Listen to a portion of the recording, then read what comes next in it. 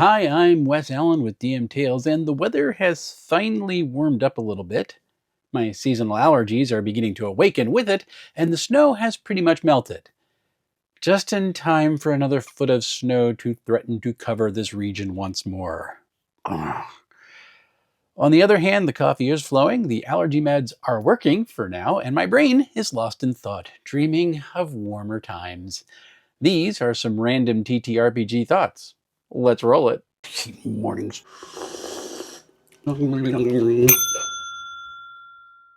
My Tales of Argosa campaign has begun. We are running only with 4 PCs this time to keep things moving a little bit faster, and everyone was really excited to get started, so I'm kind of psyched for this. In our first session, we finalized bonds between the characters, got them settled into the world, introduced some local NPCs, gave the party a peek into the wider world, practiced the exploration rules, tried out the montage rules, and solved the puzzle. We did not have any combat, however, because the party was very wise and avoided the giant ant colony. Rats, maybe next time. It was a really good start, and I cannot wait to see what this group gets up to as they bound through this world. The Orshin Incident is entering its final week on Backerkit. We have raised just about $2,600 so far and passed a good number of stretch goals. In our final week, we are looking to crack the $2,800 mark so we can commission brand new artwork for all the characters.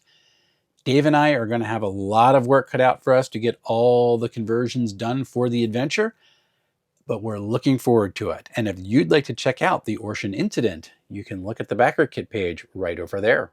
When I read Dolmenwood, I was captivated by the flavor of the game, and I just plowed through the core rulebook. Gavin Norman took BXD&D and made something unique out of it. But I was wondering how well that unique flavor would translate to the table. Would this amazing setting and the unique character concepts have a chance to feel unique in play when the mechanics are mostly familiar BXD&D? And after running it, I can say, ooh, yes.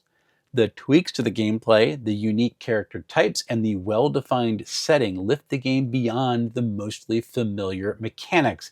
And using the D6 rules for skills checks, well, that help makes the game feel really distinct. This game is fast, it is fun, and it has an amazing amount of easy-to-grasp depth.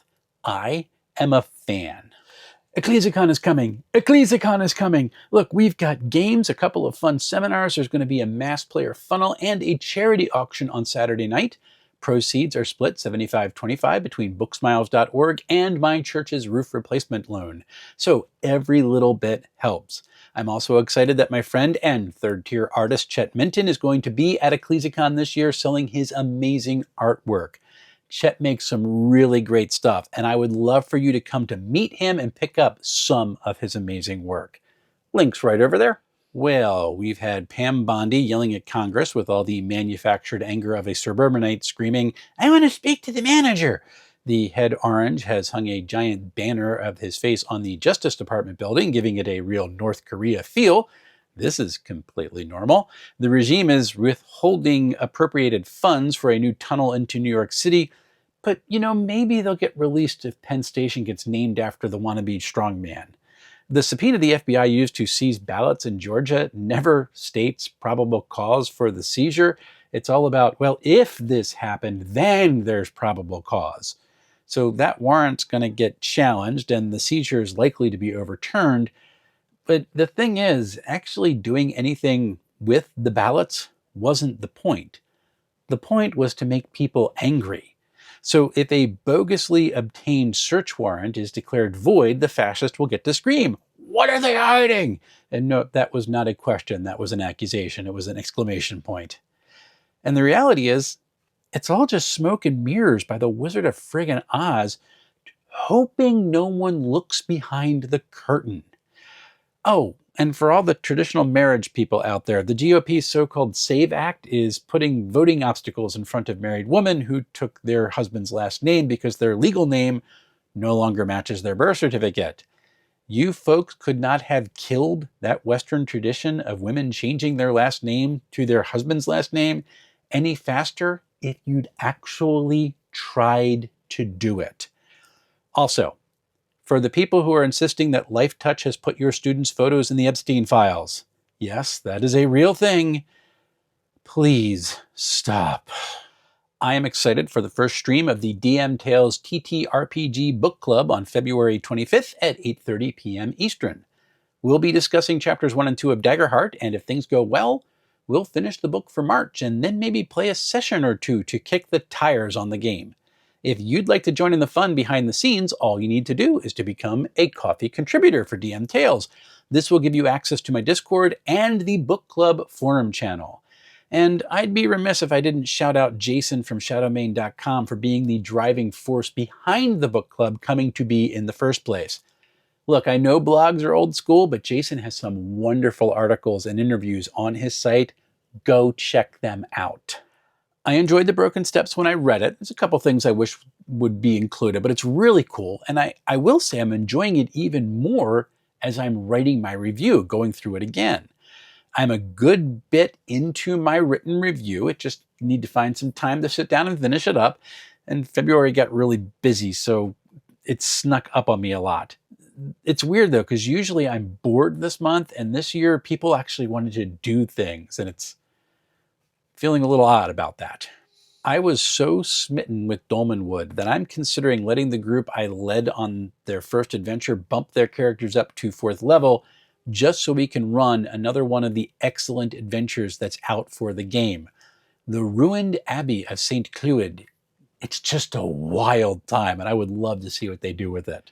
I got Top Secret New World Order for my birthday, and it takes me back to the old Top Secret box sets from my childhood. I cannot wait to dive in.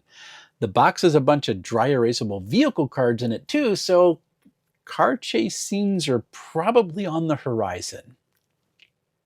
Bit of a bummer, I had to drop out of the Star Trek Adventures game I was going to be in due to me being overscheduled. See the point about February suddenly being busy.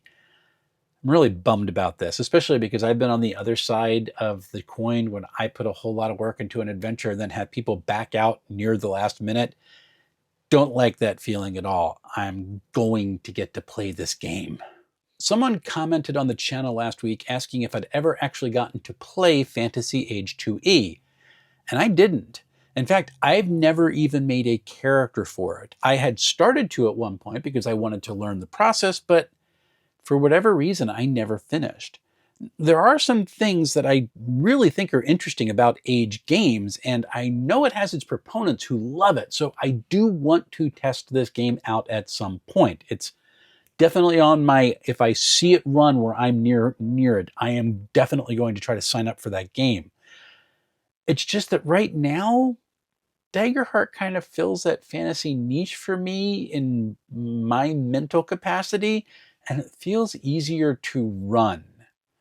Here's what I'll say for all the Age fans out there who watch this channel on occasion. I am open to being proven wrong. Prove me wrong. I'll like that. As I said, I am plugging away on my review of The Broken Steps for Dreams and Machines, and I hope to have it ready to record this week. If the dumb snow cooperates and everyone in the house stays healthy. These are not guarantees at this point. March is shaping up to be a lot of fun. I've got interviews scheduled with T.R. Nickel on March 2nd and Joe Wetzel of Inkwell Ideas on March 9th, both at 8:30 p.m. Eastern. I have started my read-through of Coriolis the Great Dark, and it does look cool. And TMNT is going to have to get into the mix as well. Also, Top Secret. That's going to get into the queue really, really soon. As always, I am looking forward to bringing this all to you. And until we see each other again, folks, happy playing, everyone.